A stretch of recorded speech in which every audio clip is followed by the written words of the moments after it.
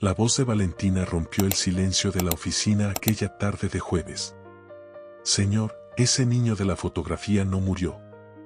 El sonido de la taza de café al caer contra el escritorio fue seco, violento. Mateo se giró tan rápido que casi volcó la silla. El corazón comenzó a latirle con una fuerza que no sentía desde hacía años. ¿De qué está hablando?, preguntó con la voz quebrada. Valentina sostenía el trapo de limpieza con manos temblorosas. Sus ojos estaban fijos en la fotografía enmarcada sobre la chimenea. Estaba pálida, como si la sangre hubiera abandonado su rostro. Ese niño vivió conmigo en el orfanato Santa Clara. Dormíamos en el mismo dormitorio. Se llamaba Daniel. Mateo sintió un escalofrío recorrerle la espalda. ¿Daniel? Un nombre que no había pronunciado en casi 30 años. El nombre de su hermano gemelo, el niño que había desaparecido cuando ambos tenían apenas 4 años. Eso no es posible, dijo negando con la cabeza. Mi hermano murió hace mucho tiempo. Valentina negó lentamente. Las lágrimas comenzaron a rodar por sus mejillas. Yo no sé nada de ninguna muerte, señor. Pero sé que ese niño vivió en el orfanato hasta los 16 años. Era mi mejor amigo. Siempre me protegía cuando los niños grandes se metían conmigo. Mateo cruzó la oficina en 3 pasos y tomó la fotografía con manos temblorosas. El niño del retrato sonreía. Los mismos ojos oscuros que veía en el espejo cada mañana. La misma forma del rostro. La misma sonrisa torcida hacia la izquierda. ¿Estás segura?, preguntó con un hilo de voz. Absolutamente segura. Nunca podría olvidar ese rostro. Daniel siempre hablaba de su hermano gemelo. Decía que vivían en una casa grande, que su papá cocinaba y que algún día se volverían a encontrar. A Mateo se le hizo un nudo en la garganta. Su padre había sido chef. Por eso él había seguido el mismo camino. Daniel hablaba de él, de su familia, de una vida que le había sido arrancada. Unos pasos suaves en la escalera interrumpieron la conversación. Sofía apareció en la puerta de la oficina, abrazando con fuerza el osito de peluche que no soltaba desde el accidente. Tenía 7 años y los ojos grandes y asustados. «Papá, ¿pasó algo?». Mateo respiró hondo. «Nada, hija. Regresa a tu cuarto». Sofía obedeció, pero antes de irse miró a Valentina. Algo en la expresión de la empleada pareció tranquilizarla. Valentina le sonrió con ternura. «Hola, Sophie. Todo está bien, cariño. Solo es una plática aburrida de adultos». La niña asintió y subió las escaleras lentamente, volteando una vez más antes de desaparecer por el pasillo. Cuando quedaron solos, Mateo se dejó caer en el sillón. «Cuéntamelo todo», dijo. «Todo lo que sepas de él». Valentina se sentó frente a él y respiró hondo. Daniel tenía una marca de nacimiento detrás de la oreja izquierda, con forma de media luna. Era zurdo, pero podía escribir con ambas manos. Mateo cerró los ojos. Su hermano tenía exactamente esa marca. Su padre les había enseñado a usar ambas manos para sostener el cuchillo. Siempre andaba con un cuaderno, continuó Valentina. Dibujaba casas con jardín, un piano, 2 niños tomados de la mano y siempre un hombre con gorro de chef. Mi padre usaba gorro de chef incluso en casa, susurró Mateo. Valentina asintió. Daniel lo recordaba todo. Decía que usted lo llamaba campeón. Que su mamá tocaba el piano. Nunca los olvidó. Mateo se cubrió el rostro con las manos. Si eso era cierto, su hermano había estado vivo todos esos años, y nadie lo había buscado como debía. Necesito que entienda algo, dijo Valentina. Yo crecí en ese orfanato desde los 5 años. Mis padres murieron en un accidente. Daniel llegó cuando yo tenía 12. Decían que sus padres adoptivos habían muerto en un accidente de coche. ¿Vivió con otra familia antes?, preguntó Mateo. Sí. De los 4 a los 9 años. Pero él juraba que tenía otra familia antes, la verdadera. Valentina le habló de cómo Daniel la defendía, de cómo se prometieron no separarse jamás. Le contó que Daniel se escapó a los 16 años para buscar a su hermano. Nunca lo volví a ver, dijo con la voz quebrada. Mateo la miró con una mezcla de dolor y determinación. Voy a contratar a un investigador. Si Daniel está vivo, lo voy a encontrar. A partir de ese día, algo cambió en la casa. Sofía llevaba meses sin hablar desde la muerte de su madre. Ataques de pánico, miedo a salir de su habitación, noches sin dormir. Los doctores habían dicho que era fobia social severa por trauma. Valentina no la forzó. Dejó notas bajo la puerta. Dibujos. Historias simples. Chistes malos. Hasta que un día, Mateo escuchó algo que no había oído en semanas. Una risa. La puerta de la habitación estaba entreabierta. Sofía sostenía una nota amarilla y sonreía. Valentina estaba del otro lado con un plato de comida. Pensé que te gustaría un bocadillo. Sofía tomó el plato y susurró. Gracias. Fue la primera palabra que dijo en semanas. Desde entonces, la niña empezó a abrir la puerta. Primero una rendija, luego un poco más. Hasta que un día salió de la habitación. Mateo nunca le preguntó a Valentina cómo lo había logrado. Pero ahora lo entendía. Ella conocía la soledad. Y Sofía lo había sentido. Gracias, le dijo Mateo días después. Yo solo hice lo correcto.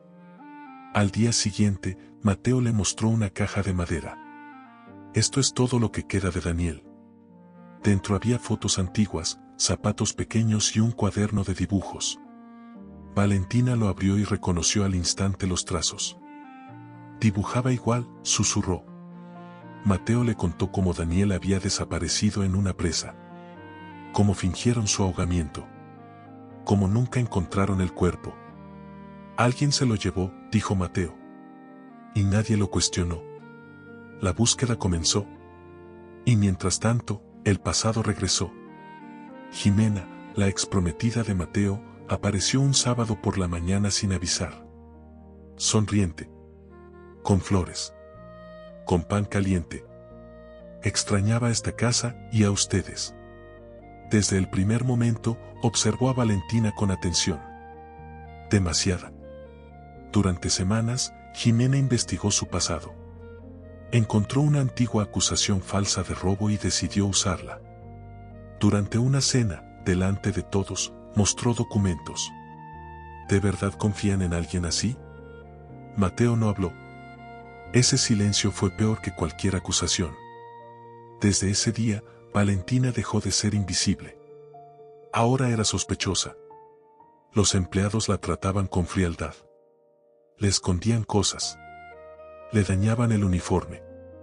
La aislaban. Sofía volvió a encerrarse. Y entonces, el collar desapareció. El último recuerdo de la esposa de Mateo. Horas después apareció en el cuarto de Valentina. Lárgate de mi casa, dijo Mateo, antes de que llame a la policía. Valentina no gritó. No rogó. Empacó lo poco que tenía y se fue. Sofía corrió tras ella llorando. No te vayas, prometiste quedarte. A veces el mundo no nos deja cumplir promesas, respondió Valentina.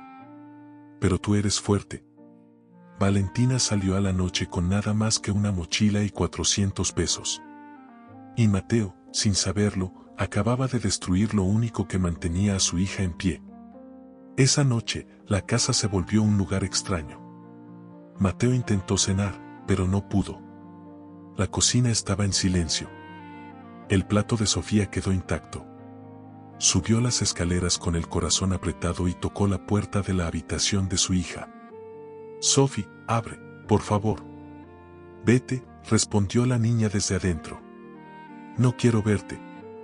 Mateo apoyó la frente en la puerta. Estoy intentando protegerte. No me protegiste, respondió ella con voz temblorosa. Corriste a la única persona que me ayudó. Mateo no supo qué decir. Bajó las escaleras lentamente. La casa estaba llena de un silencio pesado, un silencio que gritaba culpa. Valentina, mientras tanto, estaba sentada en una banca de una plaza a 3 cuadras de la mansión. ¿Hacía frío? Empezaba a lloviznar. Miró su celular. No tenía a dónde ir. Cuando el teléfono sonó, casi no respondió. Valentina, dijo una voz conocida. Soy la hermana Magdalena. Valentina rompió en llanto. Media hora después, un sacerdote la llevó a una casa de acogida de la iglesia. Limpia. Sencilla. Segura. Puedes quedarte aquí, le dijeron. No estás sola. Pero Valentina sabía que había perdido algo irreemplazable. En la mansión, Sofía dejó de comer, de hablar, de salir de su cuarto. Mateo intentó todo. Nada funcionó. Al cuarto día, Sofía sufrió una crisis disociativa. La encontraron encogida en un rincón, meciéndose sin responder a nada. Es una respuesta al trauma, explicó el médico. Necesitará terapia intensiva. Mateo sabía exactamente qué había causado esa crisis. Él. Días después, Sofía encontró algo. Un post-it escondido en un cajón antiguo. Una letra desconocida. Fechas. Un plan. Luego revisó el historial de llamadas del celular viejo de su padre. Jimena. 3 llamadas el día que desapareció el collar. Sofía no dudó. Entró a la oficina de su padre y puso las pruebas sobre la mesa. Ella lo hizo, dijo. ¿Y tú le creíste? Mateo sintió que el mundo se le venía encima. Esa misma noche llamó a Jimena. Grabó la conversación. Sí, confesó ella. Yo lo planeé todo. Planté el collar. Inventé los documentos. No iba a dejar que una sirvienta te robara. Mateo colgó con las manos temblando. Tenía la verdad. Pero había llegado tarde. Arréglalo, le dijo Sofía. O nos pierdes. Mateo no esperó más. Buscó a Valentina. Recordó el orfanato. Recordó a la hermana Magdalena. Llamó. Necesito verla, dijo. Me equivoqué. Si vuelve a lastimarla, respondió la monja, tendrá que responder ante Dios. La dirección fue clara. Mateo llegó con Sofía a la casa de acogida. Esperaron. Valentina bajó las escaleras lentamente. Estaba más delgada. Más cansada. ¿Qué quiere? Preguntó sin mirarlo. Mateo reprodujo la grabación. La confesión llenó el aire. Eso no cambia nada, dijo Valentina. Yo siempre fui inocente. El problema fue que dudaste cuando más necesitaba que creyeras en mí. Vuelve, suplicó Mateo. No como empleada.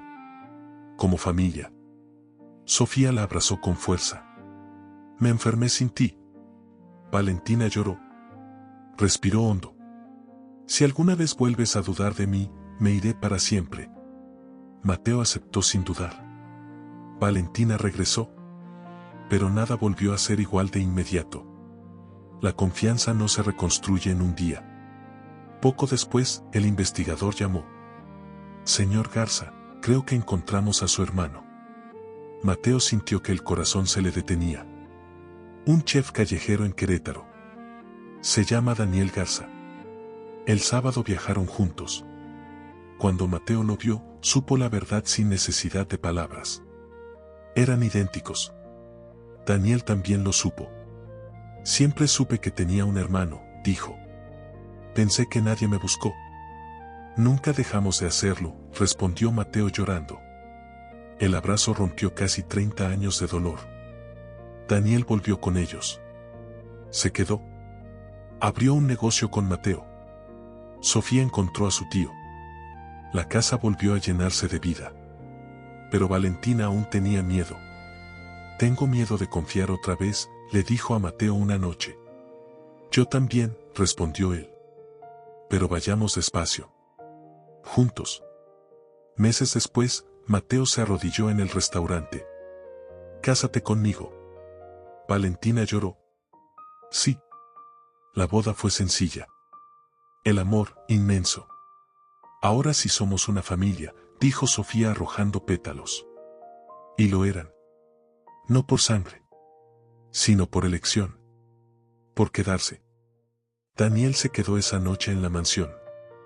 La casa, que durante meses había sido un lugar de silencios incómodos y heridas abiertas, volvió a llenarse de sonidos suaves, pasos, risas contenidas, platos chocando en la cocina. Sofía no se separaba de su tío. Lo observaba como si temiera que desapareciera de un momento a otro. ¿De verdad te vas a quedar?, le preguntó antes de dormir. Daniel se agachó frente a ella. Si tú quieres, princesa. Sofía asintió con fuerza. Entonces quédate para siempre. Daniel sonrió con los ojos llenos de lágrimas.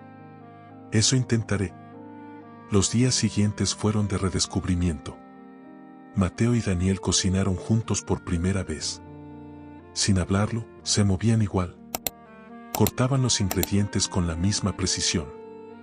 Probaban la comida de la misma forma, frunciendo ligeramente el ceño antes de asentir.